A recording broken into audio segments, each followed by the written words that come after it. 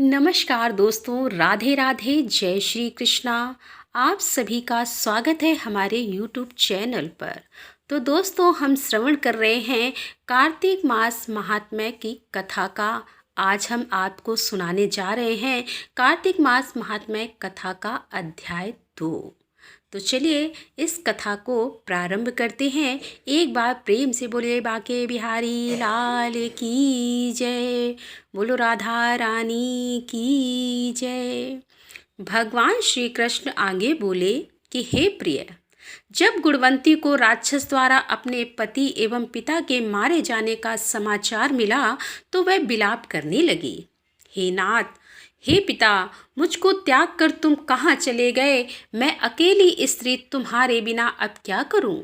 अब मेरे भोजन वस्त्र आदि की व्यवस्था कौन करेगा और घर में प्रेम पूर्वक मेरा पालन पोषण कौन करेगा? मैं कुछ भी नहीं कर सकती, तुम विधवा की कौन रक्षा करेगा? मैं कहाँ जाऊं?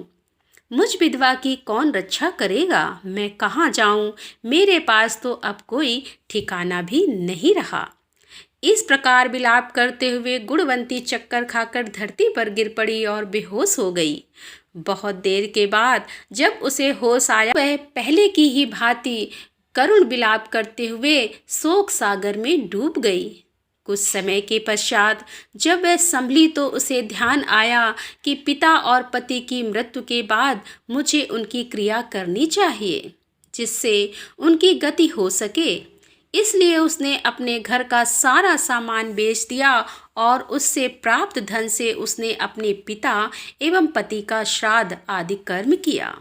तत्पश्चात वह उसी नगर में रहते हुए 8 पहर भगवान विष्णु की भक्ति करने लगी। उसने मृत्यु पर्यंत तक नियम पूर्वक सभी एकादशियों का व्रत और कार्तिक महीने में उपवास एवं व्रत किए। हे प्रिय, एकादशी और कार्तिक व्रत मुझे बहुत ही प्रिय है। इनसे मुक्ति पुत्र तथा संपत्ति प्राप्त होती है। और कार्तिक मास में जब तुला राशि पर सूर्य आता है तब ब्रह्म मुहूर्त में उठकर स्नान करने व व्रत व उपवास करने वाले मनुष्य मुझे बहुत प्रिय हैं, क्योंकि यदि उन्होंने पाप भी किए हों तो भी स्नान व व्रत के प्रभाव से उन्हें मोक्ष प्राप्त हो जाता है। कार्तिक में स्नान, जागरण, दीपदान तथा तुलसी के पौधों की रक्षा करने वाले मनुष्य साक्षात भगवान विष्णु के समान हैं।